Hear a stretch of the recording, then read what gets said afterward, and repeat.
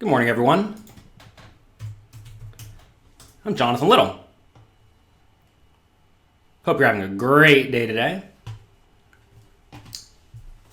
Seems like the chat program may or may not be working. We'll figure that out. Father's Day is right around the corner. You know what that means. We're having a sale. Check out PokerCoaching.com/Father's Day. You can get big discounts on Poker Coaching, Poker Coaching Premium, individual training products, really whatever you want. Today, I'm going to be showing off Poker Coaching by going through some quizzes. Now, I have no clue how I'm going to do. I could easily get them wrong. I have not taken these quizzes. These are quizzes by the other coaches. We have a lot of world-class coaches at PokerCoaching.com who we're going to take quizzes by today. We're going to take quizzes by James Romero, Evan Jarvis, Matt Affleck, Alex Fitzgerald, and Faraz Jaka. Let me load all these up on my end. Again, I have literally no clue what's going to go on in these quizzes, but we will do our best to get through them. If you all are here, type something in the chat so that I know this program's working. We've had problems streaming the last few days. I think I figured out the problem, even though the restreaming program I use claims it's not a problem. I think I figured out the problem, though. And so let's see. Anyone here? Oh, there it goes. Hello from Czech Republic. Great. Great. Working on Twitch. Good. Good. All right. Perfect. So let's get to it. Here's PokerCoaching.com. If you log in, if you're a premium member, like I am, this is exactly what you will see. And we'll go ahead and get to some quizzes. Mark says it's your birthday. Happy birthday. Oh, before we get started, we're giving away some free money over the course of this month. Go to PokerCoaching.com/free cash. We're giving away $2,500. Let me make sure that's the URL. Let's see. Nope, that's not it. Let's see. Yeah, PokerCoaching.com/free cash. You see it right there at the bottom of the screen. Go there, enter the giveaway. You'll be entered to win $2,500. We're giving out to a few different people over the course of this month. Okay, let's take a look at some hands. This is hand number 2. We're a little bit deeper now. Action folds to the loose, volatile, recreational player who min raises. We have ace 10 off on the button. Should we fold, call, re-raise to 5,200, or re-raise to 8,000? Can you all hear that? Let me know if you can hear that. It's kind of loud on my end, but it may not be loud on your end. Doesn't seem like it's all that loud on your end. Let me know. What do you think? Do you mix exploitative play along with GTO? Of course we do. If you play like GTO all the time, you're a fish. You have to make sure that when you're playing against players who are not absolutely world class, that you exploit whatever they do wrong. So in this spot, I think we can either go one of two ways. Either we're going to make it 5,200 or we are going to call. You all say it could be louder. I don't think I can actually make it louder. Let's see. Seems like it's already at maximum volume. It's very loud on my end. Maybe we go 1 year on my side, so I only ruin one of my hearings. What am I saying? What would I generally do here against a loose, volatile recreational player? I think I would be inclined to call. Now, this depends on what volatile means, right? Do you really want to 3-bet this and get it in? Obviously, the answer is no. But at the same time, we would love to play the pot heads up. So I could definitely go either way. This is where having a really good read is very important. Like if this guy's just going to rip it in kind of wide, I don't know if I necessarily want that. Now, if the guy's going to rip it in with any 2 cards, and he's going to raise any 2 cards, obviously you just 3-bet and call it off, right? But not knowing that, I think I would generally 3-bet this hand across the board, but I think calling's also fine. So we'll click re-raise. The answer is B, re-raise to 5,200. Our effective stack size is below 100 big blinds, so our 3-bets will be smaller in general. In this specific situation, we have the added benefit of isolating the recreational player and increasing the pot size that we're playing against him. The recreational player calls, and the flop is Queen 10-4 rainbow. He checks. Should we check, bet 4,000, bet 6,500, or bet 9,500? Dicey spot. I think the default play in this situation is probably to check it back. I think betting small is also fine. This, again, what does volatile mean? I don't want to bet this and get jammed, right? So the safe play the play that will result in the opponent sometimes punting off their stack and keeping their range wide, I think, is to just bet, or is to check. If we knew the opponent was going to play very straightforwardly, I think betting small is fine, but I would generally check here. The answer is B, bet 4,000. Goes for Our small. range is stronger than his range on almost every single board. Don't know what's we're happening going to the have site. a very high c-betting There it goes. frequency, and we don't have to worry too much about getting raised with this specific hand because our overall range will be very strong. Okay, so this is where I may disagree. And this goes back to the idea of what is volatile, right? If the guy is just going to check raise all in with all sorts of straight draws, maybe gut shots, maybe they check raise in with top pair bad kicker, etc. That's really not ideal for us. I definitely do agree against a generic player to bet small for exactly the reason James says, but this is a spot where if your opponent is actually pretty loose, pretty aggressive, etc., I think you may be better off checking than just calling any turn and river bets.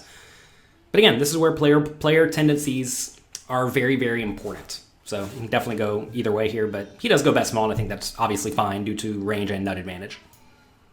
He calls, and we check through on This would be much more interesting if he check raises, right? the turn. So check turn. Kind of glossed through this, but now we have a very clear marginal made hand. Once the opponent does call the small flop bet, you have to assume he doesn't have just total air, so he must have something. And, well, now here we go to the river. The 3 of spades river, he leads for 75% pot. Should we fold, call, or re-raise to 40,000?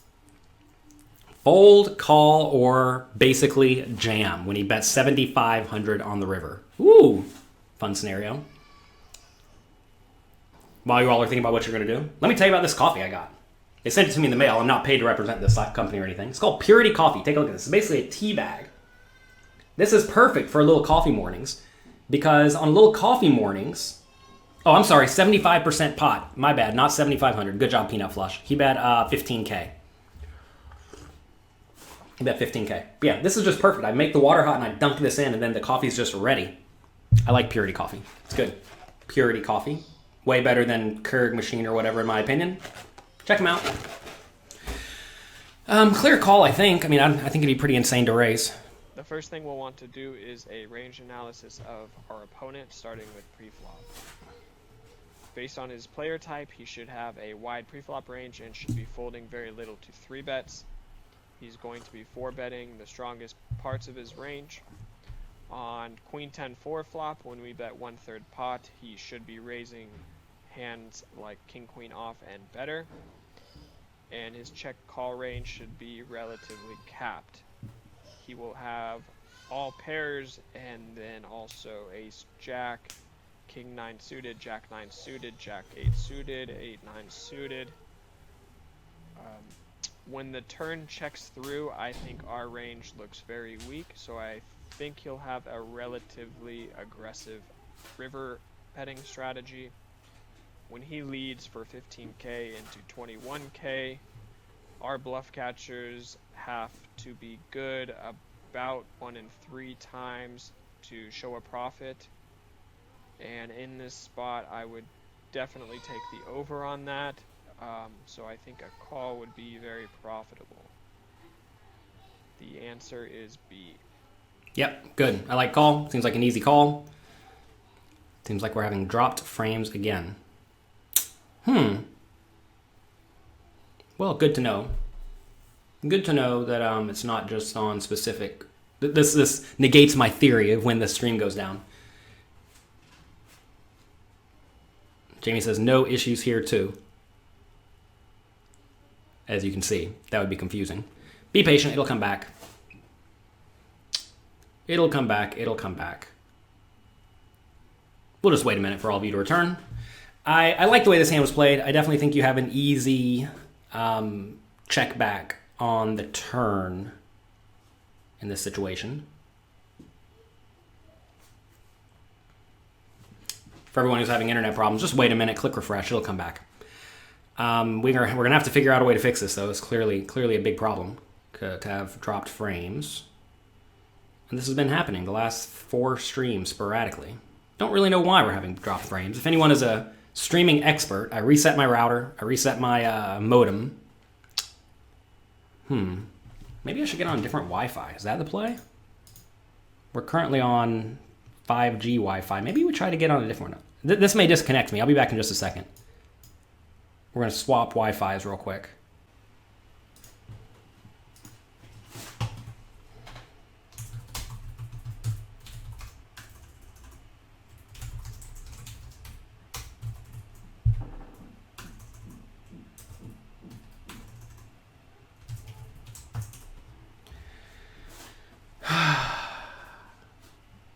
All right. I believe we're back. If we're here, let me know. All right, we're back. So apparently I have two Wi-Fi networks here in the house. One of them doesn't work at all in this room. The other one works fine. But it seems like we're getting disconnected every 5 to 10 minutes, every 10 to 15 minutes roughly. I really don't know why. It's because my internet's stopping every 10 to 15 minutes. Clearly that's not optimal. We will have to figure this out at some point in the future. All right, anyway. Forgive me for the poor internet. Anyway, in this hand, James, 3-bet pre-flop, which I think is fine. Bet small on the flop, which is fine. Check back turn. Easy call on the river. Nice, good, well-played hand. Someone asked me about what Patrick Leonard posted the other day. So there was a video of a guy using a program that would basically tell him in real time what to do. That's called a real-time solver. Those have been around for, as far as I personally know, at least a year and a half. I had seen them a year and a half ago. I didn't know. I assumed that was old news. PokerStars actually banned an entire backing company because they were using real-time solvers, and they took all their money. Party Poker does the same thing. I think that player was playing on maybe they were playing on 888, maybe an unlicensed site, I'm not sure.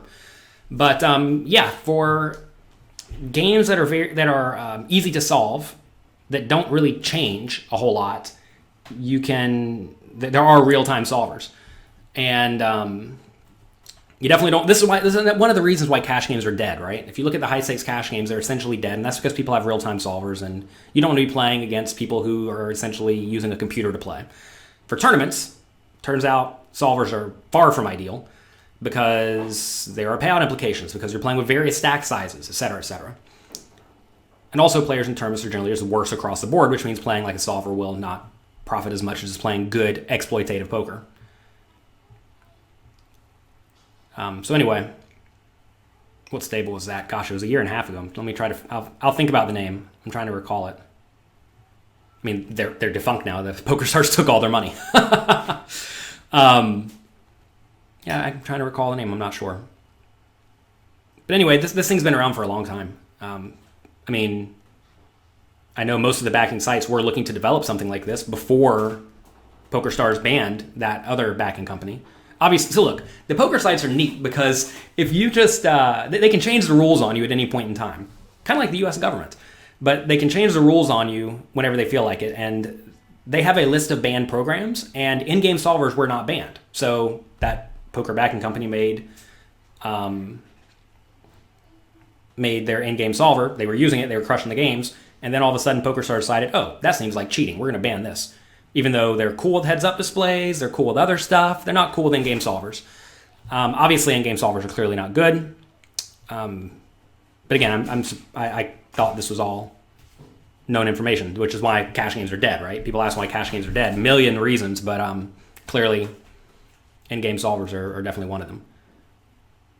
That's why you make sure you're playing in games that you can beat. All right.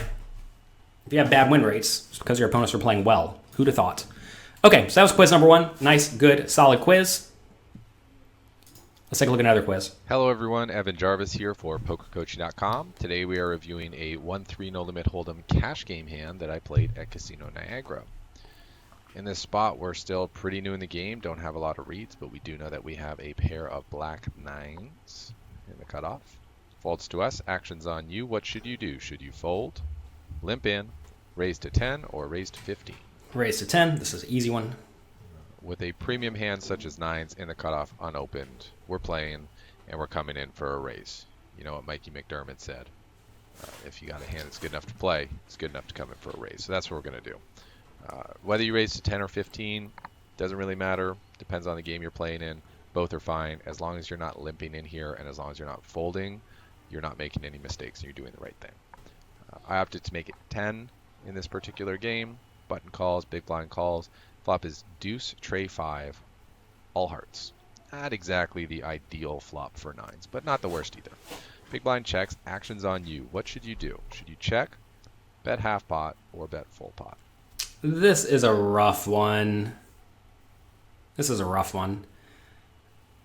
I think I'd prefer to bet more like 26. I don't think we need to go the full 30. I think checking's fine too. I'm not sure. Let's go for the full 30. Ooh, he hates it. It can be tempting here to, check and just give up a little bit because there's 3 hearts out there and there's a chance that, between 2 different ranges, someone's going to have a heart. And that's true. But it's with 3 hearts being out there, it's less likely that our opponents have hearts than they have other suits to begin with because, combinatorics and whatnot. And even if they have 1 heart, we still have the best hand right now. So we flopped an overpair on this board. It's harder to have a heart than to not have a heart in this spot. And we don't have any information about our opponents yet in their ranges other than they flatted pre-flop. So it's a good spot for us to maintain the lead in the hand and get more information about our opponent's ranges. It's also nice in spots like this to see if your opponents double check their hole cards, because usually when they double check their hole cards, they're seeing if they have a heart in their hand, and they're rarely doing that if they've flopped the flush. If they have 2 of them, they would usually know that they have whatever suited in hearts, so they won't be doing the double check. I believe I saw the dealer double check in this spot, so that gave me even more reason to fire a continuation bet and try to get position for the rest of the hand. In terms of sizing, 15 is enough to get the job done. 30 is excessive. We're going to get called by about the same range anyway, and we'd like to keep the pot smaller for the times that we're beat. And yeah, we can decide on the turn if we want to charge our opponents more if we think they're drawing to something, which there's going to be a lot of on boards like this. They could have a wheel draw, they could have a flush draw, gut shots, pairs, things like that. So we fire. Okay, so I definitely agree you want to bet. Evan's scoring is harsh. 2 is quite low for a bet. I think in this scenario, the problem with betting 15, in my mind, is that now any ace with a heart should literally never fold, right? Any good heart should also never fold, and it's not really making a mistake. I think if you bet just a little bit bigger, like 20 or 22, that is going to result in you extracting more value from the random hearts, and then you can usually check turn and then calling a river bet on non-heart rivers. If you do bet here and get raised, it's certainly a bad spot to be in, but I think it's actually okay to just fold, especially in small stakes cash games. So that's usually what I'm thinking about in this scenario. You feel like the most important part of these quizzes is learning to take a second and think about it. Yeah, don't just act. You have to sit here and think about what you are doing. You couldn't beat 100 no limit a year ago. Now you're winning. Are you becoming better at poker? Yeah, probably. Also, the games are really soft right now. So I would have bet bigger here. Also, from like GTO point of view, as you're betting less frequently, you typically want to bet bigger, especially on somewhat draw-heavy boards, and this one is draw-heavy. But that's fine. Whatever. We're betting. Betting's good. Dealer folds, button calls, turn it is an overcard, king of diamonds. Our opponent checks, actions on you. What? All right, so now, another interesting spot. I think we even need to check or bet small. This, again, goes back to the idea of that we kind of ran into in James Romero's quiz a second ago. What is the opponent's strategy? If the opponent's going to check raise us a lot with a whole lot of marginal hands, like a random ace high with a flush draw, clearly we want to just check because we really don't want to get raised. If the opponent is going to check call with a lot of hands that we beat, then we definitely want to go for a small-ish bet.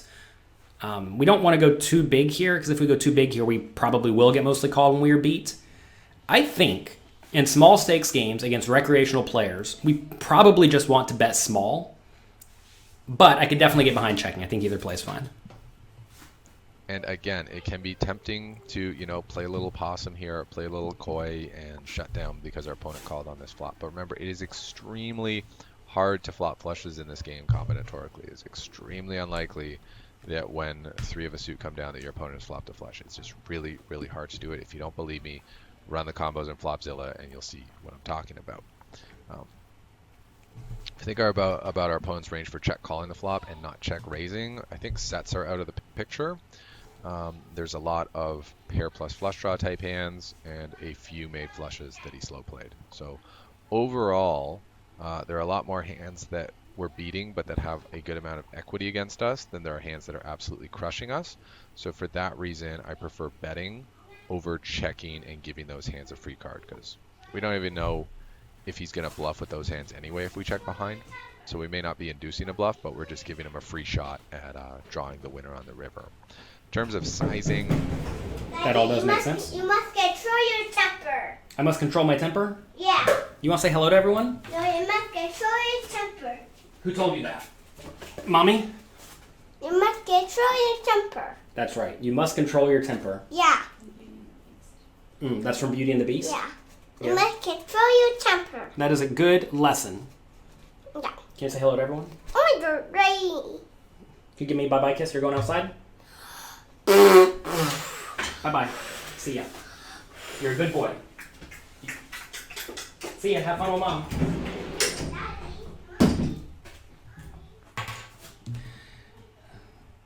So one caveat here about this hand, I would definitely consider checking it back against good aggressive players, because Evan did note there that you don't even know if the guy's going to bluff when he misses. Good aggressive players very often will. So this is a spot where I definitely think that it is wise to bet against more straightforward players and check against way more laggy players. How much does that kid charge for coaching? Yeah. There's something here that was said that is incorrect. Let's see. Solvers say to always bet small on monotone boards. Very incorrect. This is a big, broad overgeneralization. First things first, win a three-way pot. We're not heads up. Very, very different. Solvers say to bet small on monotone boards when you have all the ace-x in your range and your opponents don't.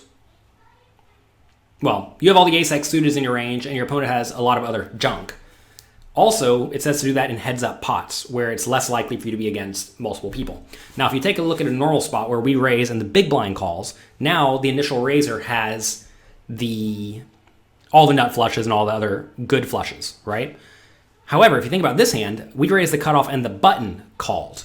The button actually has should have a relatively snug range, including a lot of the good ace-x suited, right? So the button has a roughly equal number of flushes as the initial raiser, right? So while you should be betting frequently and small in a raise pot against just the big blind, you don't want to be betting small against multiple people. Also, when you bet small here into multiple people, you're just giving them all really good odds to draw. So this is a spot where against one player out of position, you want to be betting frequently. Against multiple players, especially when we are out of position against one of them, the one who most likely has a good hand, we want to be more inclined to check, which means when we're betting, we want to be betting a little bit more polarized, which means we want to be betting using a bigger size most of the time. So that's what I'm thinking about. Is EV per big blind per 100, is it really the most reliable way to tell if you are playing well or not? Yeah, if you're winning, you're winning. If you're losing, you're losing. EV big blind per 100 takes away the idea of, like, I got it all in and I lost with my aces, right? If you get it all in with your aces and you lose, it doesn't matter for EV big blind per 100. It smooths out your big blind per 100. Big blind per 100 account, like, just is how much you are up or down. Obviously, how much you are up or down is very indicative of if you are winning or losing, right? How much you are up or down, smoothing out the curves or the swings due to not having any all-in pots is a very clear result. It's a much more clear result of if you are playing well or not. Now, obviously, you can still be making mistakes, especially in tournaments where there are ICM implications. Maybe you're playing progressive knockout tournaments where you're supposed to be making calls that lose chips in exchange for winning money. Maybe you're playing satellites where you're supposed to be making folds that win money. But yeah, it's a good thing to do. If you're enjoying these quizzes, by the way, head over to PokerCoaching.com/Father's Day. We have a Father's Day sale going on right now where you can get big discounts. All right. Here we have a quiz. Who's this by? Matt Affleck. All right. In today's hand, we have 6-4 hearts in the big blind, playing 1-2 no limit online 6-max. A good regular on the button makes it $5 on the button. Folds to us in the big blind. Should we fold? Call? Call. Here, I think both re-raising and calling are viable options. Calling should be your predominant option here, but this is a hand that could definitely be mixed in. I think 6-5 of hearts is almost always going to be 3-bet. 6-4 of hearts, though, is just weak enough where we want to be calling and not 3-betting. It's kind of one of our fringe 3-bet hands, so both options are fine. Anything but fold, we do call. Never leading these flops into the button. We check, and the button bets 3.5. Should we fold, call, or raise to 15? So I think you can go either way here. My default is definitely to raise. I would also be inclined to raise with my weaker draws like 8-7 or 4-2, right?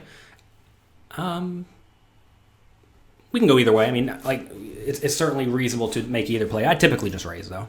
This is pretty much one of our best check raise combos, other than if we had 6-4 of diamonds or 6-4 of spades, or just, a single spade or diamond in our hand would be better. But we can't be too picky here. We want to fold out hands like Jack 10, 10-8, Ace 6, Ace 4. Lots of hands that we can fold out that dominate us. Calling is obviously a fine option as well, but I think predominantly we should be check raising with this combination. We do make it 15. Our opponent calls, and the turn is the 4 of clubs. Should we check, bet 16, bet 32, or bet 46? This is a dicey one. This is one of these spots where can you make better hands fold if you continue betting? And I'm not sure, right? The problem, though, is can we realistically check call? I think obviously we can. The nice thing about betting, though, is you get some hands that have loads of equity to fold immediately, which is clearly great. So, I don't know. I think we could go either way here. What do we do? I think I probably check. I don't love any play, though. So we make a pair here, so we have some showdown value. And I think people mistakenly check here.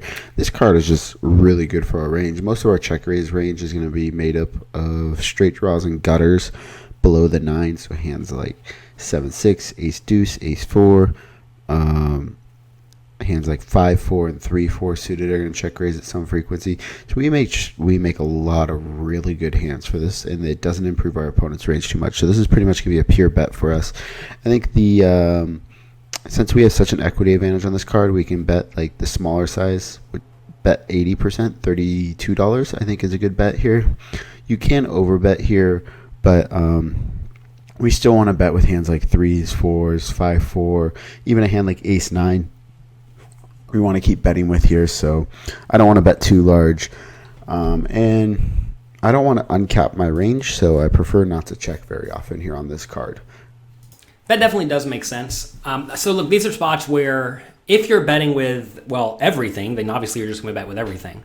There always are some marginal made hands that checking is reasonable with, right? And I think that's going to end up being a 9 if you have it, or a 4 if you have it. However, if you're just betting everything, obviously you're just straight up betting everything. And what he's saying here is that this 4 hits our range so much better than our opponent's range, because notice 7-6 gets there, Ace 2 gets there, right? Those hands are very, very clear draws that we would consider check raising. Not that we'd always check raise Ace 2, but yeah, we may. And if we have spade draws and whatnot, obviously we want to keep betting. So, I mean, I definitely understand it. Okay. Checking most cards 10 and above and betting most cards 8 and below. Checking most cards 10 and above, checking most cards 8, betting most cards 8 and below. That makes sense because if you think about our raising range, it really does get hit very hard by the low cards, and the higher cards not so much, right? This obviously depends a lot on the opponent's strategy too. Like, does a 10 actually hit the opponent's range all that much? I mean, not really. So if we were check raising polarized, maybe we still want to just keep betting. I'm not sure. You need a checking range, right? Not necessarily, no. If you have a huge range and nut advantage, you do not need a checking range. You do not always need a checking range. But if you are going to have a checking range, the hands you want to add to it first are very clear marginal made hands. So I bet 32 here. And our opponent calls. The river is the deuce. Should we check, bet 35, bet 105, or go all in?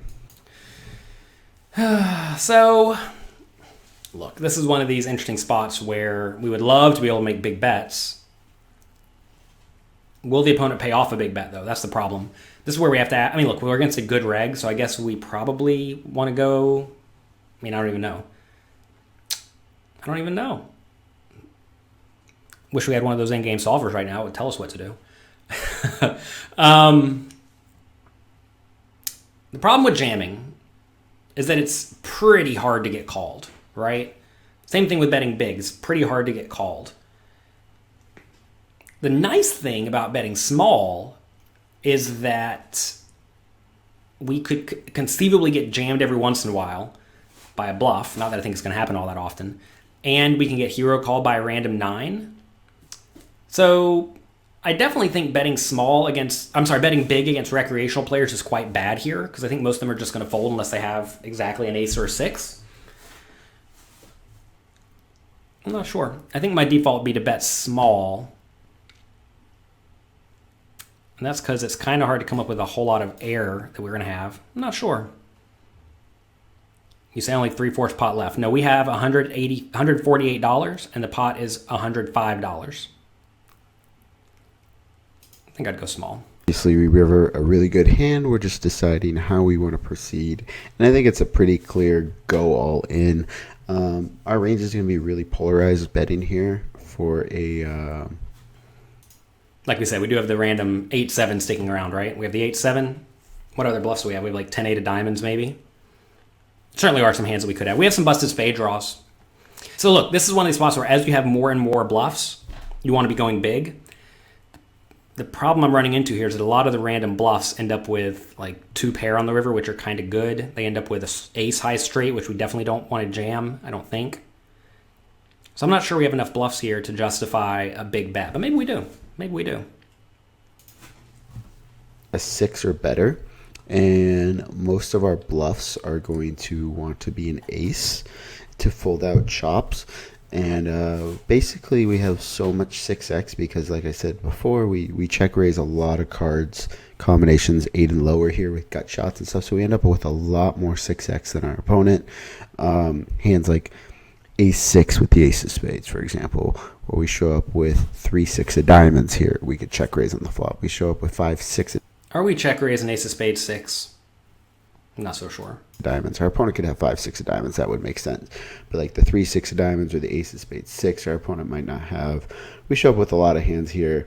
And so we just want to polarize our range. And when you have a perfectly polar range, you want to bet the maximum amount so that your bluffs gain the most EV, so you can bluff the most. So by shoving here, we can shove lots of aces, lots of 6s, and he has to start folding some ace X here on the river. And only call with a 6. And we just gain a lot of equity with our bluffs. And so, yep, I think we should shove here. Don't think we should check. I don't expect him to bet an ace.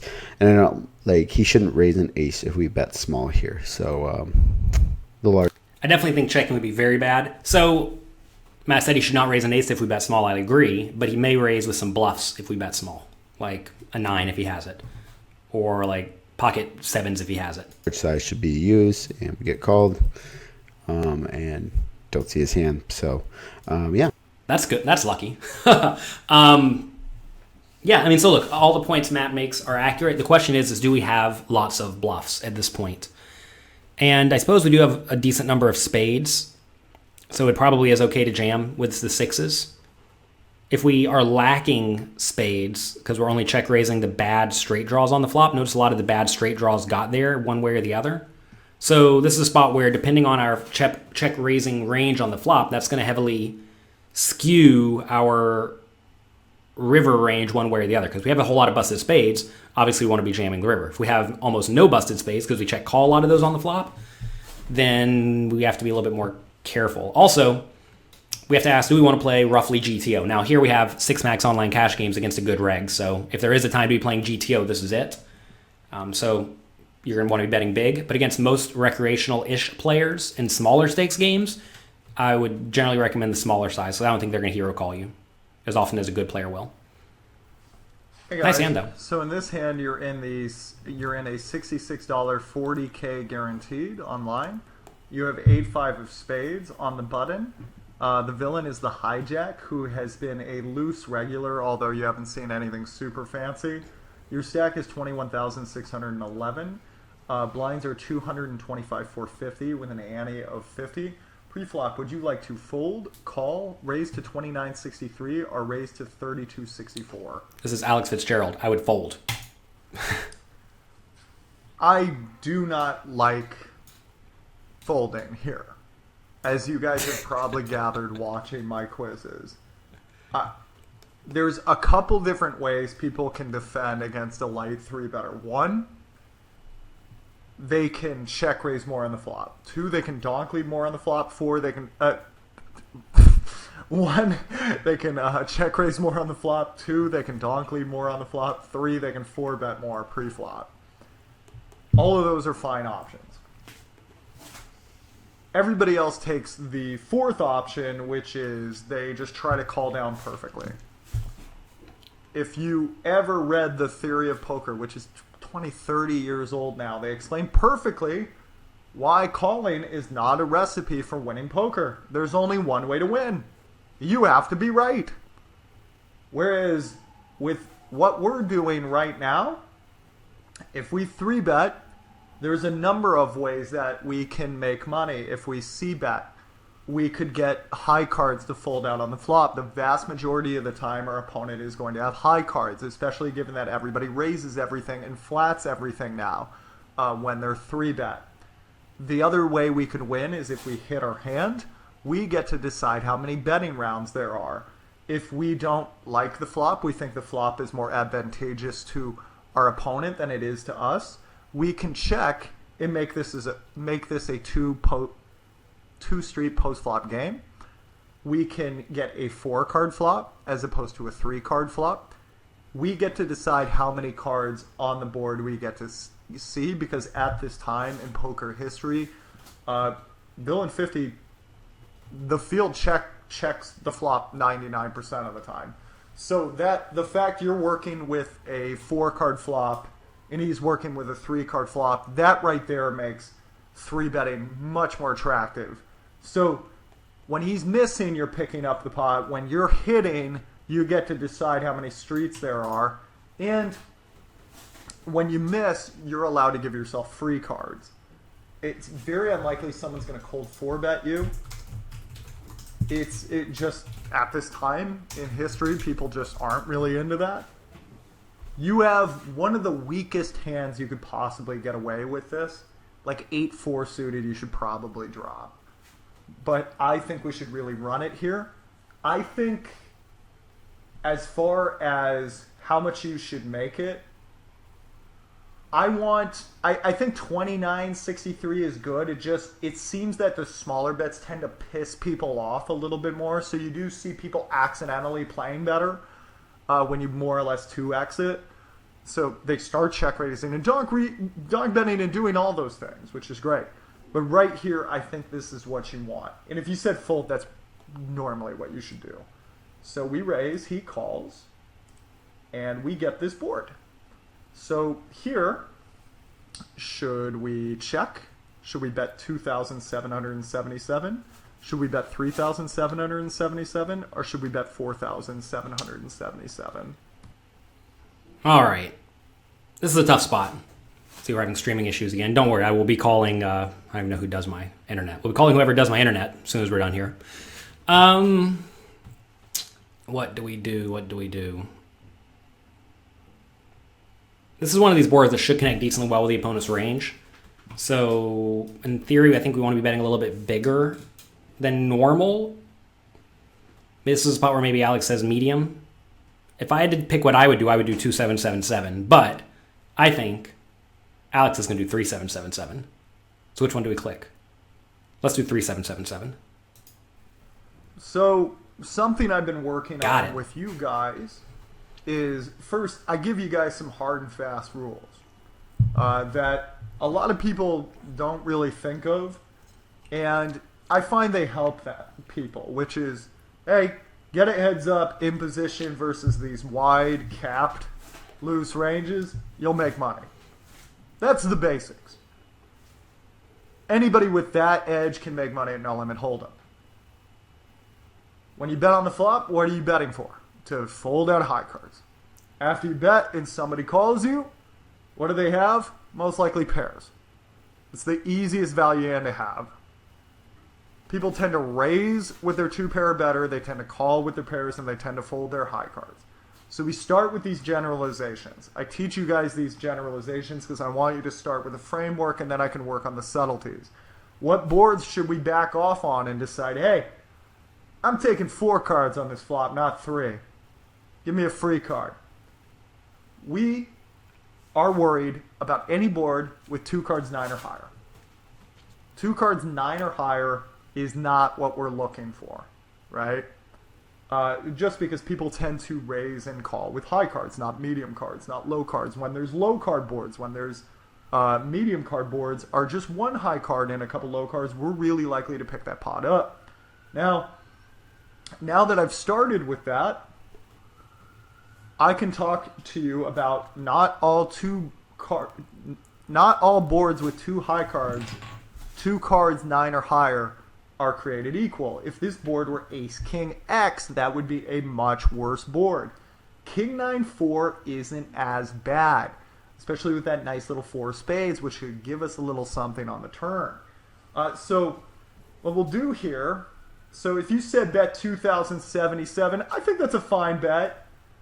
I went a little bit bigger to for sure get the high cards to fold out. So just a half pot size bet.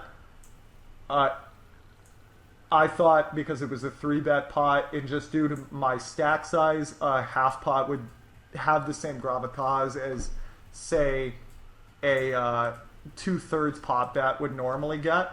So when we bet 3,077 there, we need our bet to work 1 time in 3, about 33% of the time. So something you'll notice is if this guy has a tighter range, a tighter 3-bet calling range, he's bricked about half the time. Now, that being said, if we start adding these broadways here, you'll notice his gut shots start climbing here. And if you start putting this up, it's gonna get not great. And then let's give him some pairs here. But what you'll see is usually about a third of the time he's bricked. And if you think he's folding some of these gut shots, like he just decides he doesn't want it, you're going to be fine. So you bet here, and you're likely going to fold out enough hands to justify the bet.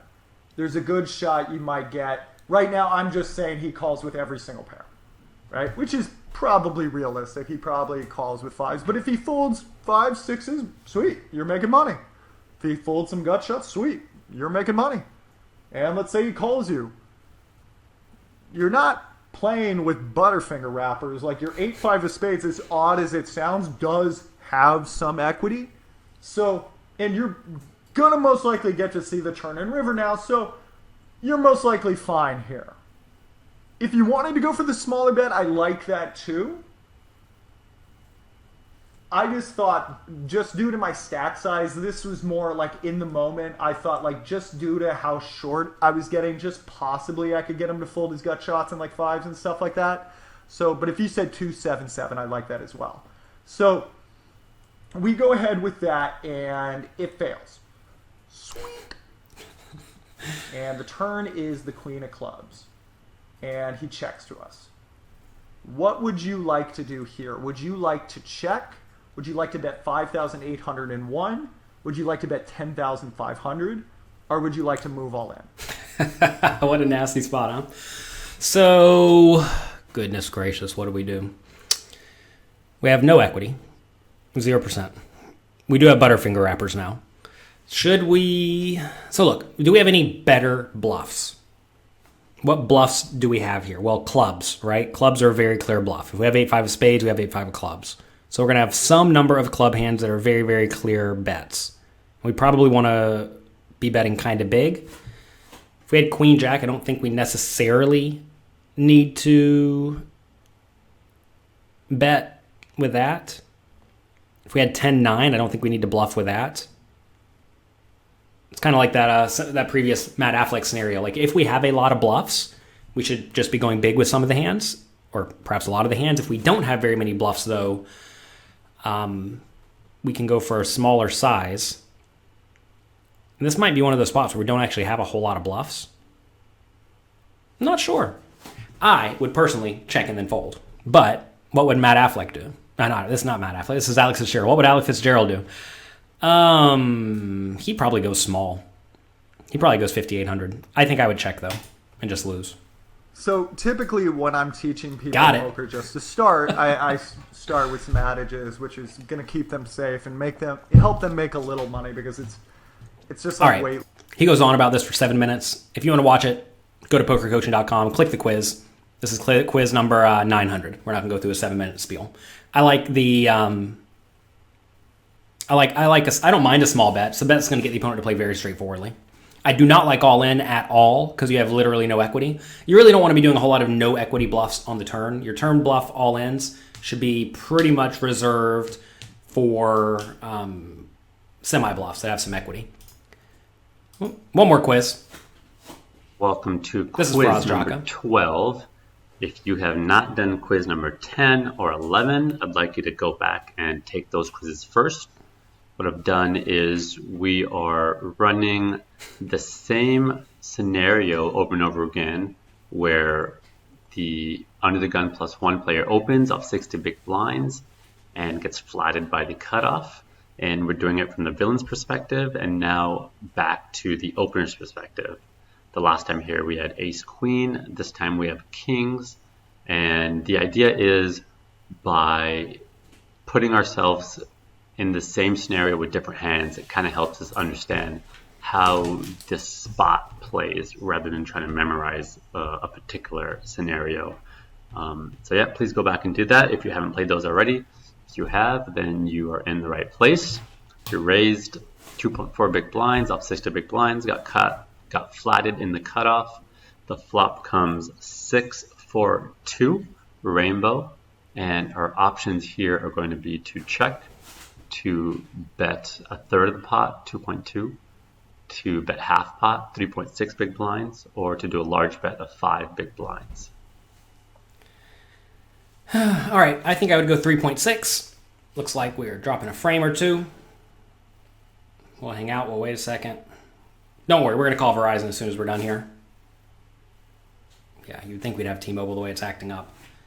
It's interesting. I have a program here that tells me how well it's streaming, and it's streaming well, and then just stops for like 10 seconds. And 10 seconds is enough to screw up everything. Why are you banned from my chat? Probably because you were out of line. Doesn't look like you're banned from my chat, though. Seems like you're talking right here, no problem. In Canada, you've had internet, YouTube problems for a week. Well, have fun. All right, I would go 3.6, I think. So just like we did with our ace queen in the same spot in quiz number 10, we're going to want to do a lot of checking here. So anytime you're in a scenario where you need to check a lot of your range, the reason you're doing that is because your range doesn't play so great versus your opponent's range on this particular board texture, or from these particular positions, these stack sizes. So because we're checking a lot of our air, we also need to make sure we're checking a lot of our made hands. That's how we're going to stay balanced. So you totally could bet here. I'm definitely not against that. And I definitely am betting here versus some opponents.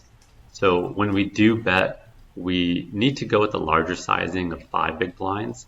And if you remember, we talked about that in quiz 10, that if you are going to bet in a spot that's supposed to be a heavy check situation, then you need to bet big.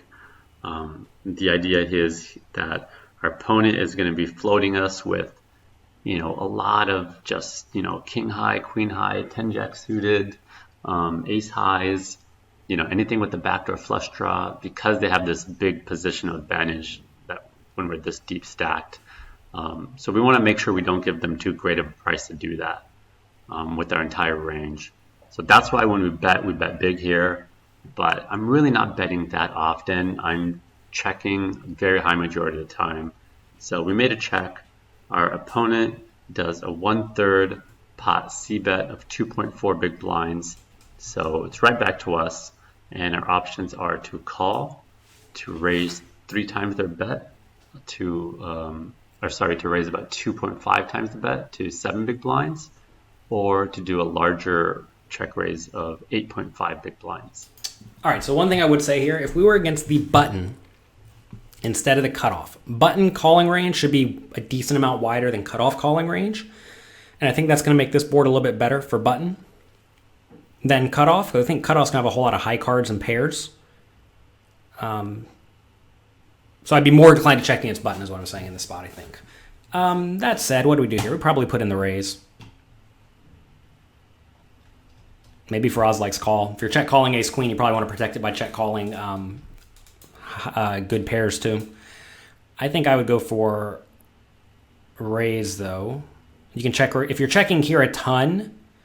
You can check raise flop a ton as well with nut hands and then random draws and like backdoor draws like 8-7 of, I guess 8-7's too good, like 9-8 of diamonds. Let's do raise. Let's just see what he says. So this is a pretty dream check raise spot here. With kings against their flatting range, and this deep, we really want to try to get all the chips in. So to not check raise here, we're just missing out on a lot of value. You're most likely going to win this pot either way you play it, but check raising here is the difference between you doubling up and you increasing your stack by maybe 15 big blinds or something. So when we do check raise, we want to go with the larger size, 8.5 big blinds, which is around 3.5x. The times you'll do small check raises, like 2.5x, their bet is when your opponent has a lot of junk in their range. For example, when your opponent, C bets, raises cutoff and C bets, and we're in the big blind, they're just going to have a ton of junk, and we can get them to fold out a lot of junk. Whereas here, they have pretty solid hands. They're going to have, 10 jack suited plus, 9-10 suited, ace highs, king queen. They're not, they don't have random stuff like, king 7, queen 5 suited, those type of hands in their range. So because of that, we need to go a little larger here. And we could call. I am okay with call. One thing I also want to mention is when the opponent bets small, your raise size generally needs to be bigger in relation to their bet because their bet is very tiny in relation to the pot. If we check in the opponent bet like 6.5, then we could go for a smaller raise to like 15. Because right here, think about the odds the opponent's getting, right? They have to put in 6 to win a total of, 17? So they need to realize 30% equity. If they bet 6 and we make it 15, they have to put in 9 to win 9 to win 37, which is roughly the same, something like that. So as they bet smaller, get a raise bigger. It's really just minimizing the EV of your hand in this spot. So, I'll give you some points for that, but I really don't like it. Definitely the large check raise here. If we get called, the turn is the jack of spades. So now our option is to check, to do a block bet, 1/3 pot of 8 big blinds, to do a large bet of 17 big blinds, or to do a pot size bet of 23 big blinds. All right, I would just go 17. In terms of the pot size bet option, you could just think of that as an overbet. The reason why I'm limiting it to pot is because of our current stack size. That way we're not putting in too much of our stack in the middle, but it's effectively an overbet. All right, so yeah, I would just go 17. If we bet 17 and he calls, that'll set up a nice river jam. If you go 8 and he calls, could still jam river for about a little bit more than pot, but I think you just want to go 17. If he has something good, he's not going to fold. All right. Obviously, you're just running into it against sets. Notice Faraz does not care if he runs into it against sets. You just pay. Sometimes you're going to lose. Hate to break it to you. You're going for another cup of Keurig crap. We mentioned this earlier. Purity Coffee. They have these little coffee sachets. Let me show it to you. It is basically a tea bag with coffee. A giant tea bag with coffee. It is perfect for a little coffee when I have 2 minutes to make my coffee. All right, so anyway, here I would go 17. So we're definitely going to want to be getting more chips in this pot. So I'm definitely going with a bet here. And the reason is just we basically want to get all the chips in the middle. And the only way we're going to do that is if we bet now and then we can bet the river again. Of course, there's a chance we can, check raise maybe now or later and get the chips in, but we don't have a guarantee our opponent's going to bet. So it's definitely safer to just bet and get the chips in. So we're going to be mixing between the smaller bet of 8 big blinds, the block bet, and the 17 big blind bet. So my favorite... Mr. Thomas is crying in his bed. I'm going to have to go deal with him in a minute, so we're going to rush through this. Let's see what happens. That we're just 5 makes a 1 card straight. Now our option is to...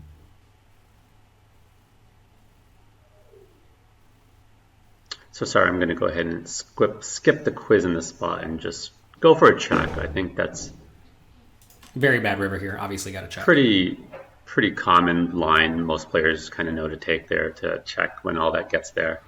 Call. So this is definitely a pretty gross river. Definitely not an easy spot, but we're going to be calling here mainly because we have the king of spades in our hand. So, we got to ask ourselves 2 questions. First of all, how high on our range are we? And I'd say we're pretty high with this combo. And then the second question is, what value hands do we block of theirs? So I'll let you all go and watch the rest of this because I have to go deal with my child. Why check call instead of just jam? Because if you jam, he's going to start folding out a lot of bluff catchers at this point. And also if you check, he may decide to run a bluff, given I have basically no 5s in my range, but he has at least some. So this is a spot where he should be bluffing some portion of the time. All right, I have to go. Before we go, though, check out PokerCoaching.com/Father's Day. As you see, you have a little bit of time left. We have big discounts on Poker Coaching and Poker Coaching Premium. My prices are different for yours because I'm already a premium member. If you're not a member, it'll be slightly more. So yeah, check it out, PokerCoaching.com/Father's Day. We have many of our courses heavily discounted, but I'm telling you, the best value by a mile. It gives you access to all of this stuff. Is to just sign up for Poker Coaching Premium. There's really no reason to go down here and buy any of these because just sign up for Poker Coaching Premium. You get access to everything. You can get a year at a big discount. So check it out. That's it for today. Hope you enjoyed today's episode. Sorry again for the internet issues. I will call them immediately and deal with that. Good luck in your games. Have fun. Thank you so much for being here. Have a great Wednesday. Click like, click subscribe, and I'll talk to you again soon. Bye-bye.